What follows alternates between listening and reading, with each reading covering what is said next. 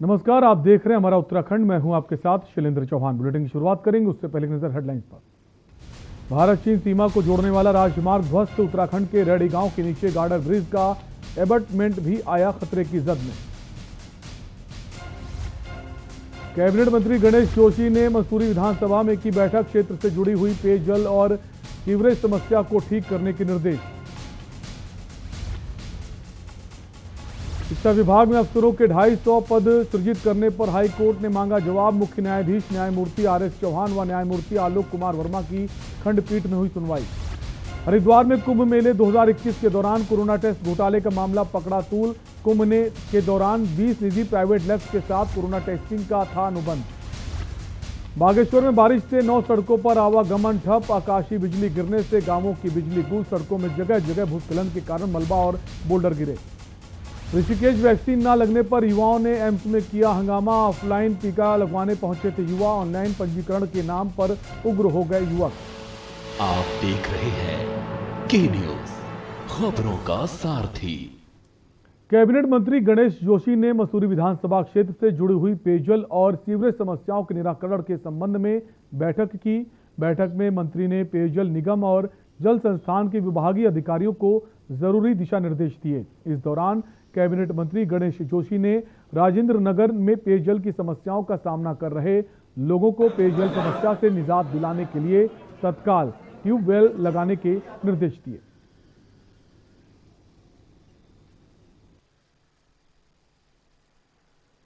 जल निगम के अधिकारी को मैंने यहाँ पर बुलाया था और विस्तार से सब बिंदुओं पर चर्चा हुई। क्योंकि गर्मियाँ आ गई हैं, पानी की प्रॉब्लम शुरू हो गई है। उन्होंने मुझे बताया कि राजेंद्र नगर में 25 तारीख के बाद ट्यूबवेल का काम शुरू हो जाएगा। अभी एक ट्यूबवेल हमने वहाँ पर लगाया है, उसमें अपेक्षा के अनुरूप पानी नहीं मिला। लगभग 600 लीटर पर 600 LPM पानी वहाँ पर मिला है। इसी प्रकार हमारे अनारवाला व कोठाल गेट के भी ट्यूबवेल स्वीकृत हो गए हैं। उनका शासनादेश 1 दिन में हो जाएगा। उत्तराखंड हाईकोर्ट ने चारधाम यात्रा मामले में दायर जनहित याचिका की वीडियो कॉन्फ्रेंसिंग के जरिए सुनवाई की। राज्य सरकार ने स्वास्थ्य व्यवस्थाओं को लेकर आज कोर्ट में शपथ पत्र पेश किया, जिस पर कोर्ट असंतुष्ट दिखा। चारधाम यात्रा को लेकर कोर्ट की खंडपीठ ने राज्य सरकार को निम्नलिखित बिंदुओं पर आदेश देते हुए 21 जून तक विस्तृत शपथ पत्र पेश करने को कहा। कोर्ट ने पूछा कि चारधाम यात्रा को लेकर मेडिकल की क्या व्यवस्थाएं होंगी। मामले की सुनवाई के लिए 21 जून की तिथि नियत की गई है।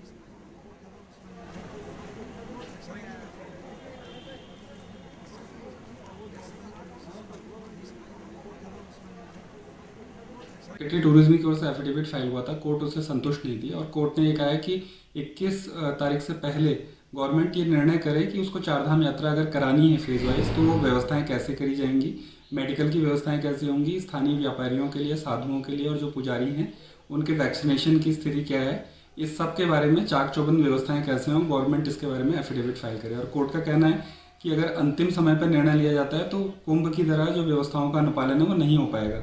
इसलिए कोर्ट ने डायरेक्ट किया है कि सरकार अनिर्णय की स्थिति न रखे, कोई ढिलाई न करे और समय से निर्णय ले और समय से व्यवस्थाएं करे चारधाम के संदर्भ में। हरिद्वार में कुंभ मेले 2021 के दौरान कोरोना टेस्ट घोटाले का मामला तूल पकड़ता जा रहा है। कुंभ के दौरान 20 निजी प्राइवेट लैब्स के साथ कोरोना टेस्टिंग का अनुबंध किया गया था। आरोप है कि हरियाणा की एक निजी टेस्ट लैब ने कोरोना के एंटीजन टेस्ट में फर्जीवाड़ा किया है। निजी लैब द्वारा कोरोना की फर्जी जांच कर नेगेटिव रिपोर्ट जारी की गई। मामले का खुलासा होते ही राजनीतिक पार्टियों ने भी सरकार को घेरना शुरू कर दिया है। सरकार का कहना है कि मामले की जांच कर कठोर कार्रवाई की जाएगी। शासकीय प्रवक्ता सुबोध उनियाल ने कहा कि राज्य में कोरोना की फर्जी जांच कर नेगेटिव रिपोर्ट जारी करने का मामला बहुत गंभीर है, इसलिए इस मामले में अब सरकार ऐसी कंपनियों और अधिकारियों के खिलाफ सख्त कार्रवाई करने जा रही है।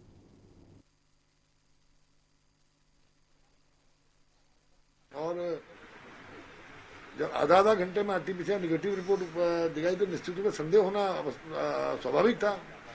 जांच करने के बाद मालूम हुआ कि उसमें कुछ लोग इन्वॉल्व थे, तो तत्काल 2 लोगों को अरेस्ट करने का काम किया गया। उसके साथ साथ जो कंपनी टेरी जिला में के लिए पैनल की गई थी उसको ब्लैकलिस्ट करने के साथ साथ उसका काम वापस ले लिया गया। पूरे कोरोना काल में मोदी जी का एक नारा बड़ा चर्चित था, आपदा में अवसर। तो आपदा में अवसर ढूंढने का काम किया लोगों ने। आपदा में अवसर ढूंढा, रैपिड टेस्टिंग किट नकली आई।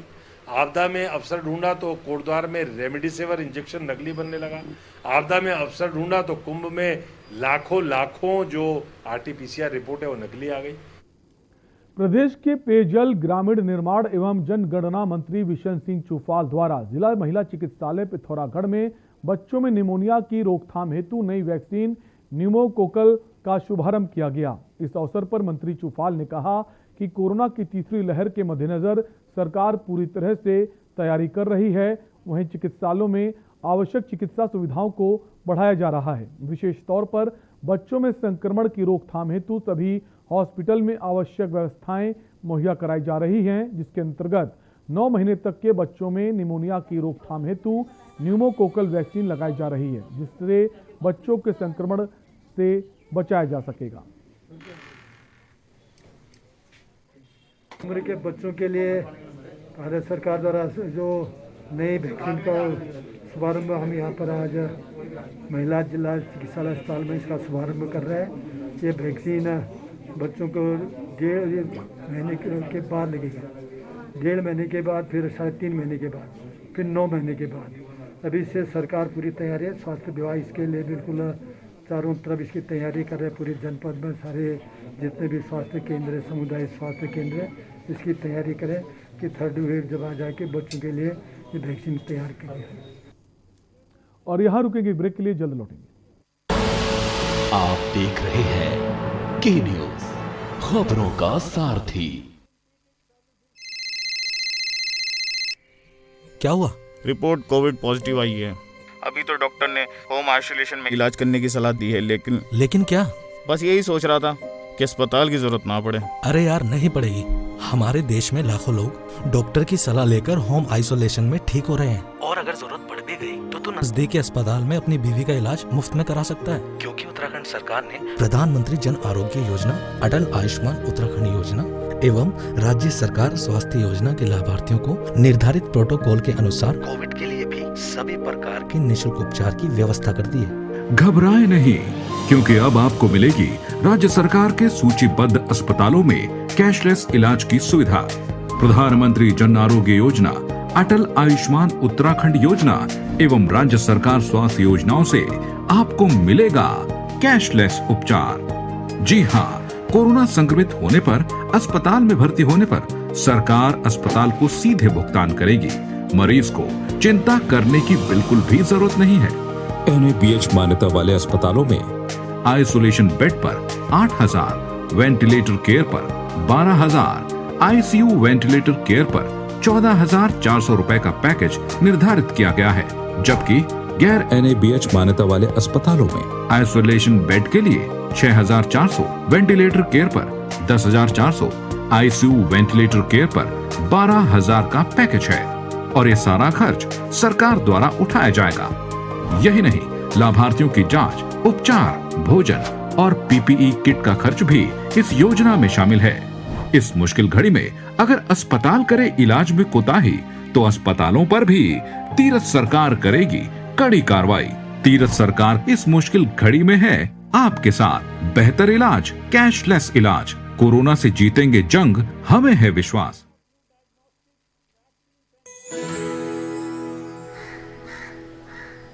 अब हारने के लिए तैयार हो जा चुटकी। ये देख क्वीन मेरी। भाभी देखो ना भैया। अरे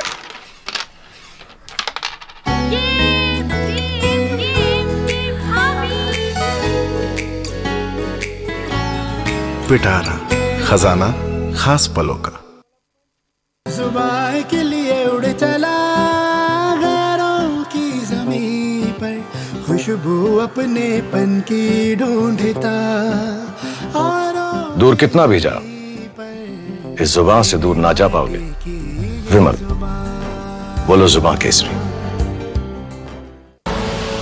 आप देख रहे हैं के न्यूज, खबरों का सारथी। ब्रेक के बाद आपका स्वागत है। पूर्व दर्जा मंत्री खजान गुड्डू ने बेरीनाग नगर पंचायत क्षेत्र के जरूरतमंद लोगों को नगर पंचायत कार्यालय में खाद्यान्न सामग्री और मास्क, सैनिटाइजर वितरित किया और लोगों को कोविड-19 के नियमों का पालन करने की अपील की और साथ ही उन्होंने कोरोना के प्रति जागरूक रहने को कहा। पूर्व दर्जा मंत्री खजान गुड्डू ने बताया, क्षेत्र में हर जरूरतमंद तक मदद की जाएगी। जो परिवार कोरोना के कारण परेशानी में है उनको भी मदद की जाएगी। इस मौके पर नगर पंचायत अध्यक्ष हेमपंत सहित कई लोग मौजूद रहे।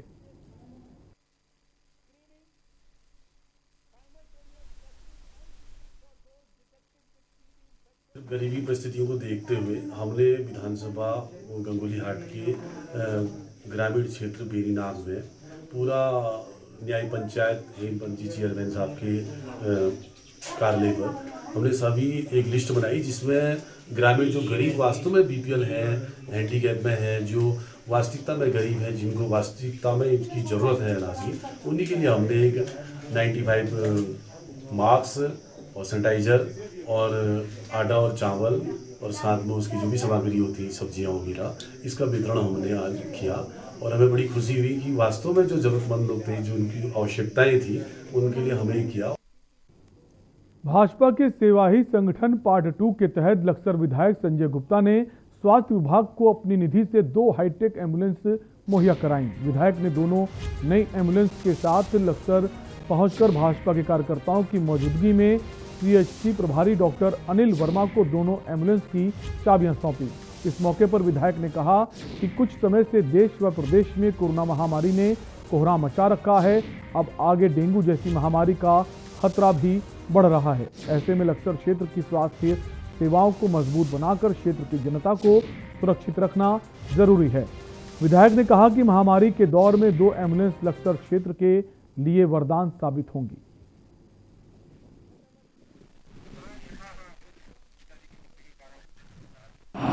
देखिए, हमारे उच्च अधिकारियों के आदेशानुसार नशे के विरुद्ध अभियान के तहत हम लोगों ने अपनी टीमें बनाई हुई हैं और हमारी टीमें उसमें लगातार काम कर रही हैं। आज भी हमने एक व्यक्ति को वन विभाग डिपो नंबर 5 के पास से 80 नशीले इंजेक्शनों के साथ हमने उसको गिरफ्तार। प्रदेश में कोरोना संक्रमित की संख्या लगातार कम हो गई है। सरकार द्वारा जारी की गई नई गाइडलाइंस में कुछ दिनों के अंतराल में सभी बाजार खोले जाने का आदेश दिया गया है। गाइडलाइन में 16, 18 और 21 जून को सभी बाजारों को खोले जाने की छूट दी गई है। छूट के बाद बाजारों में भीड़ बढ़ गई है। खरीदारों की भीड़ से व्यापारियों के चेहरे खिल उठे हैं और बाजारों में रौनक भी देखी जा रही है। वहीं व्यापारियों ने बताया कि बाजारों को खोलने में मिली छूट के बाद कर्ज में डूबे व्यापारियों को राहत मिली है। वहीं हमारे संवाददाता अकील अहमद ने बाजारों में जाकर व्यापारियों का हाल जाना।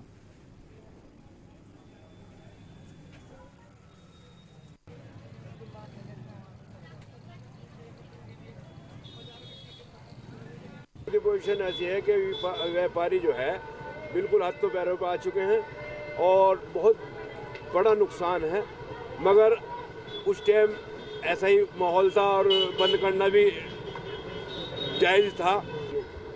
सुरक्षा के लिहाज से अगर देखा जाए तो ये लॉकडाउन हमारी सेफ्टी के लिए ही लगा हुआ था और अब जैसे कि आहिस्ता आहिस्ता हमारे राज्य में कोरोना के केस बहुत कम हो रहे हैं, घट रहे हैं, तो इसी हिसाब से बाज़ार भी खुलने लगे हैं।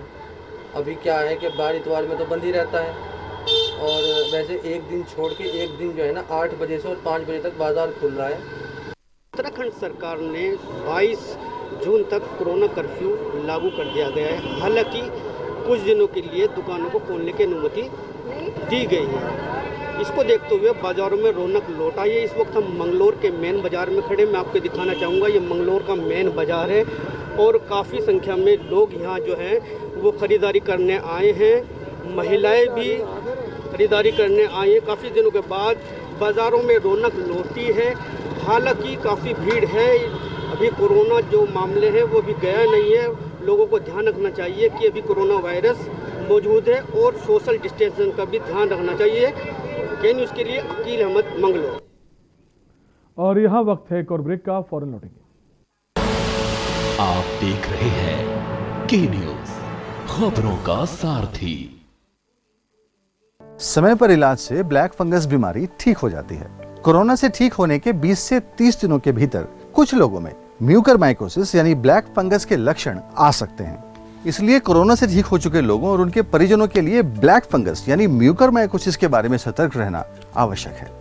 जिन लोगों को डायबिटीज हो, कोविड के इलाज के लिए अस्पताल में भर्ती हुए हो, स्टेरॉइड या ऑक्सीजन दी गई हो, आईसीयू में भर्ती रहे हो, कैंसर या किडनी रोग का इलाज चल रहा हो, उन्हें इस इन्फेक्शन का खतरा हो सकता है। ब्लैक फंगस के लक्षण हैं आंखों और नाक के पास लालिमा, चेहरे पर एक तरफ सूजन, लगातार बुखार या खांसी, सिर दर्द, सांस लेने में तकलीफ या दर्द, उल्टी में खून आना और मानसिक स्थिति में बदलाव। इससे बचाव के लिए खास तौर से शुगर को कंट्रोल में रखें, मिट्टी और धूल वाली जगहों से बचें, फेस मास्क जरूर पहनें, त्वचा पर लगी चोट की साबुन और पानी से अच्छी तरह से सफाई रखें। मेन आजकल बात चले कि कोविड वालों में सब में हो रहा है, नहीं ऐसा नहीं है। वो भी वो पेशेंट जो कि डायबिटिक हो, ऐसे पेशेंट में जो हाई स्टेरॉइड्स पे रहते हैं और लंबे समय तक ऑक्सीजन थेरेपी जिनको चल रही हो, उसकी प्योरिफिकेशन ठीक से ना हो, ऐसी कंडीशन में ही म्यूकरमाइकोसिस किसी पेशेंट को होता है। तो मिला के surgery, anti fungal treatment and follow, ये तीनों चीजों को मिलाकर ही पेशेंट को ट्रीट किया जा सकता है। और हाँ,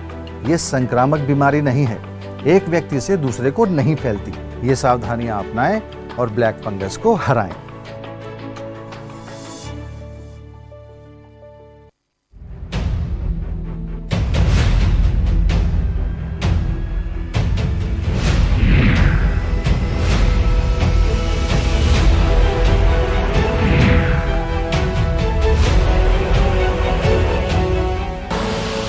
आप देख रहे हैं के न्यूज, खबरों का सारथी।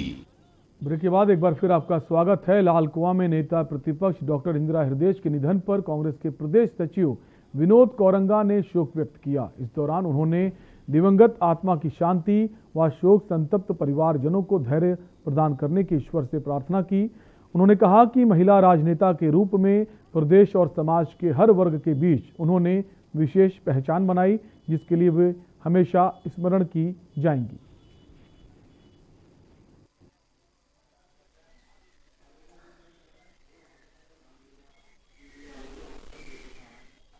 जो स्वर्गीय हमारी इंदिरा हृदयेश जी थी, उत्तराखंड में आयरन लेडी के नाम से मशहूर भी थी और उन्होंने आयरन लेडी लायक काम भी किए। जिस तरीके से एक महिला उत्तराखंड जैसे छोटे से प्रदेश में इतने आगे बढ़ गई, तो निश्चित तौर पर उनकी कार्यशैली थी, उत्तराखंड के प्रति उनका प्रेम था, क्योंकि वो तो यूपी के दौर पे भी अच्छी खासी कद्दावर नेता रही। तो उनको सच्चा नमन करते हुए मैं विनम्र श्रद्धांजलि देता हूँ। टीकाकरण केंद्रों पर लगातार चल रही अव्यवस्था की शिकायतों पर जिलाधिकारी डॉक्टर आशीष श्रीवास्तव ने जिला प्रशिक्षण अधिकारी डॉक्टर राजीव दीक्षित को हटा दिया है। आपको बता दें कि राजीव दीक्षित कोरोना के टीकाकरण के प्रभारी अधिकारी थे। वहीं जिलाधिकारी के आदेश पर सीएमओ ने डॉक्टर दीक्षित से कार्यभार वापस लेकर डॉक्टर सुधीर पांडे को सौंप दिया। आपको बता दें, डॉक्टर राजीव दीक्षित के नेतृत्व में विभिन्न टीकाकरण केंद्र अपेक्षित मुस्तैदी के साथ काम नहीं कर रहे थे। कुछ जगह टीकाकरण टीम के विलंब से पहुंचने की भी शिकायतें मिल रही थीं। इसके अलावा कहीं वैक्सीन देरी से पहुंचने, टीकाकरण केंद्रों पर आमजन की बैठने की व्यवस्था और पार्किंग की समस्याएं भी आ रही थी, जिसके चलते डॉक्टर राजीव दीक्षित को टीकाकरण के प्रभारी अधिकारी के पद से हटा दिया गया है।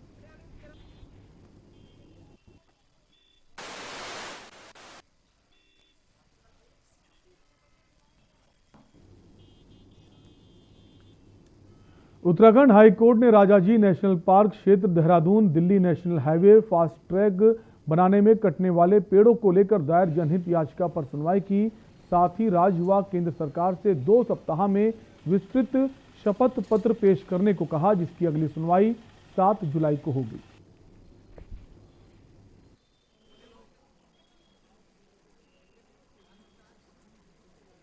जो कैरिंग कैपेसिटी है दून घाटी की, वो बहुत पूरी तरह भर गई है पहले से ही, और ये पूरा क्षेत्र एक नेचुरल ड्रेनेज का काम करता है शिवालिक इकोसिस्टम के लिए, जो बहुत सेंसिटिव है। और इस पूरे क्षेत्र में पहले से ही एक चौड़ी सड़क मौजूद है और केवल कुछ मिनट कम करने के लिए हम साल पेड़ों की धरोहर को नष्ट कर रहे हैं, क्योंकि साल पेड़ों का जो रीजेनरेशन है वो भी बहुत मुश्किल से होता है। इन सभी मामलों को हमने आज एक जनहित याचिका के माध्यम से माननीय उच्च न्यायालय को अवगत कराया और इस प्रकरण को बहुत गंभीरता से लेते हुए माननीय उच्च न्यायालय ने मात्र 2 हफ्ते दिए हैं राज्य सरकार को और केंद्र सरकार को, और कहा है कि वो पॉजिटिवली इंश्योर करें कि उनकी ओर से एक काउंटर एफिडेविट दाखिल किया जाए और मामले की अगली तारीख 7 जुलाई को नियत करी है। बुलेटिन में वक्त है एक और ब्रेक का, जल्द हाजिर होंगे। आप देख रहे हैं के न्यूज, खबरों का सारथी। क्या राजू, इतना क्यों खांस रहे हो? तबीयत तो ठीक है तुम्हारी? अरे कुछ नहीं यार, वो थोड़ा सा बुखार है, केमिस्ट से दवाई लूंगा। और राजू, हमें कोरोना वायरस को बिल्कुल भी हल्के में नहीं लेना चाहिए। कैसी बात करता है यार, तो दोस्त है कि दुश्मन? बेकार का खर्चा करवाएगा। अरे 2-3 दिन दवाई लूंगा। और डॉक्टर हूँ इसलिए समझा रहा हूँ तुझे, लक्षण है तो अपना कोविड टेस्ट करवा लो। ठीक है, मैं 2-3 दिन में अपनी जाँच करवाता हूँ। अरे नहीं, तुरंत कोविड टेस्ट कराओ अपना। रिपोर्ट आने तक खुद को आइसोलेट करो। समय से जांच न करवाने और चिकित्सक के परामर्श न लेने के कारण लोग गंभीर रूप से बीमार हो सकते हैं। समय रहते इसकी पहचान करना जरूरी है राजू। ठीक है डॉक्टर साहब, मैं आज और अभी अपनी जांच करवाता हूँ। जल्द से जल्द डॉक्टर से परामर्श लेकर अपना इलाज करवाओ। और हाँ, अब उत्तराखंड सरकार ने लक्षण आने पर दवाई देने का प्रावधान भी शुरू कर दिया है, समझे? घबराएं नहीं, कोरोना का टेस्ट समय से करवाएं। रिपोर्ट आने तक खुद को आइसोलेट करें। जल्द से जल्द डॉक्टरी परामर्श लें। समय रहते हॉस्पिटल जाएं। कोरोना के लक्षण को समय से पहचानना जरूरी है। कोविड वैक्सीन अवश्य लगवाएं, मास्क पहने और सोशल डिस्टेंसिंग का पालन करें। सूचना एवं लोक संपर्क विभाग द्वारा जनहित में जारी।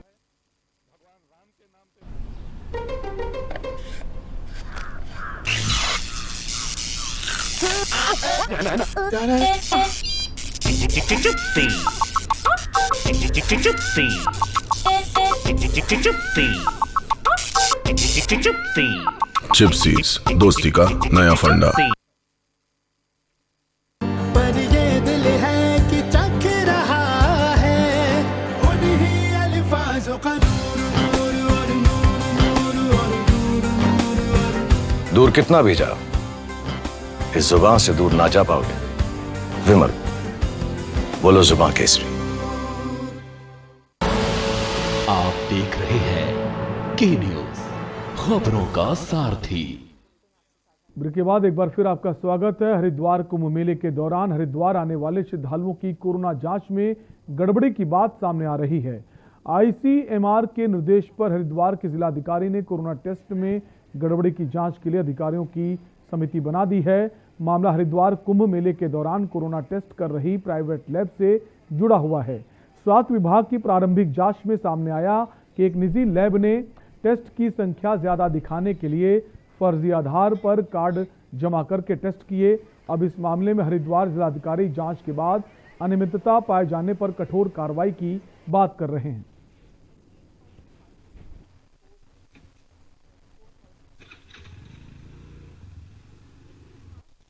देखना पड़ेगा कि कितनी हुई है, उसकी जांच चल रही है, इसीलिए उस संबंध में अभी कुछ भी बोलना मेरे लिए ठीक नहीं है। नहीं, हमारे यहाँ से भी चल रही थी, लेकिन अभी मेरा कुछ भी बोलना ना, उसमें जांच हो रही है, तो जांच के हिसाब से जो भी आएगा, तो कुछ बोलना ठीक नहीं है। इसमें एक कुंभ मेला के दौरान विभिन्न प्राइवेट लैब्स के माध्यम से जो टेस्टिंग किया जाता था, उसमें से किसी एक लैब ने कुछ अनियमितताएं किए करके एक आरोप आया है। उस प्रकरण में जो है जांच करने के लिए एक उच्च स्तरीय जांच समिति गठित कर दिया है। इसमें मुख्य विकास अधिकारी और वरिष्ठ कोषाधिकारी और जिला विकास अधिकारी 3 लोगों का इसमें कमेटी है। देखिए, अभी जो काफ़ी लैब हैं इसमें पैनल थी सुरमा साहब की तरफ से भी और स्वास्थ्य विभाग जो कुंभ मेला का था उसकी तरफ से, दोनों तरफ से जांच की गई है। ऐसा संज्ञान में आया है कि ऐसी कोई किसी ने गलत डाटा इसमें फीड किया है, उसकी जांच की जा रही है। सीडीओ साहब की अध्यक्षता में से कमेटी बनी, उसकी जांच की जा रही है और जांच के बाद ही सही तथ्य सामने आएंगे और उन्होंने अगर गलत रिपोर्टिंग की है तो उन पर जो नियमानुसार कार्रवाई की जाएगी। हरिद्वार कुंभ मेले में एक नया मामला कोरोना जांच को लेकर के सामने आया है, जहां कोरोना की जांच में फर्जीवाड़ा यानी कि जो सामने आया है, उसको लेकर के जो जिला अधिकारी है उनके द्वारा एक समिति गठित कर दी गई है। और साथ में ये मामले का खुलासा तब हुआ जब प्राइवेट लैब द्वारा एक पंजाब के व्यक्ति को कोरोना जांच की रिपोर्ट भेजी गई, लेकिन लगभग हरिद्वार कुंभ मेले में 24 प्राइवेट लैब द्वारा जांच की जा रही थी। अब इस जांच को लेकर के जो खुलासा हुआ है, इसमें 3 सदस्यीय टीम जो है जिला अधिकारी द्वारा गठित कर दी गई है, जिनकी जांच की जा रही है। और अधिकारियों का ये भी कहना है कि जांच में यदि गड़बड़ी पाई जाती है और तथ्य सामने जो निकल करके आते हैं, उसके खिलाफ संबंधित लैब संचालक के खिलाफ कठोर कार्रवाई अमल में लाई जाएगी। कैमरा पर्सन के साथ राम गोपाल, के न्यूज इंडिया, हरिद्वार। उत्तराखंड में बीते दिनों स्वास्थ्य विभाग में बड़ा फेरबदल हुआ है। फेरबदल के बाद राजधानी में नए सीएमओ के तौर पर मनोज उप्रेती ने आज कार्यभार ग्रहण कर लिया है। वहीं कार्यभार संभालते ही आज पहले ही दिन सीएमओ वर्किंग मोड पर नजर आए। इससे पहले कोरोनेशन अस्पताल में बतौर सीएमएस भी मनोज उप्रेती अपनी सेवाएं दे चुके हैं। इस दौरान मीडिया से बातचीत में अपनी प्राथमिकताएं बताते हुए उन्होंने कोविड को देहरादून में बड़ी चुनौती बताया है। बहुत बड़ी चुनौती है, जिला है बहुत बड़ा और सबसे बड़ी चीज़ है कि राजधानी है और हर व्यक्ति की अपेक्षाएं हैं। वो कोशिश रहेगी कि कुछ बेहतर किया जाए।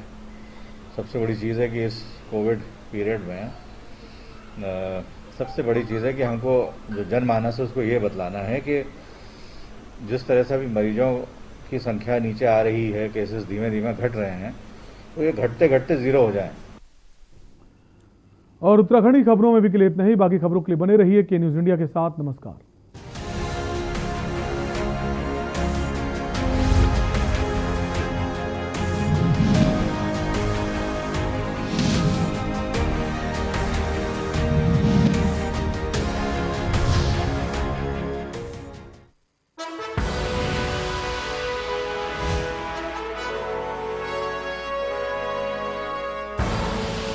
आप देख रहे हैं के न्यूज़, खबरों का सारथी। कोरोना से चल रही लड़ाई के दौरान हमें डेंगू से भी सावधान रहना है। छोटी छोटी बातों का ध्यान रखकर डेंगू पर काबू पाया जा सकता है। याद रखिए, डेंगू के मच्छर साफ पानी में पनपते हैं, इसलिए अपने आसपास पानी जमा नहीं होने देना है और रखनी है साफ सफाई। पानी की टंकी व जल संचय के बर्तनों को रखना है ढककर। और हाँ, सप्ताह में 2 बार सभी गुलदस्तों, गमलों, पानी के बर्तनों और कूलर को पानी से पूरी तरह से खाली कर दें और सुखाकर फिर से भरें। प्रयोग में न आने वाले खाली बर्तन, बोतल, डब्बे, टायर आदि को इधर उधर न फेंकें। इनमें जमा हो सकता है बारिश का पानी और पनप सकते हैं डेंगू के मच्छर। मच्छरों से बचने के लिए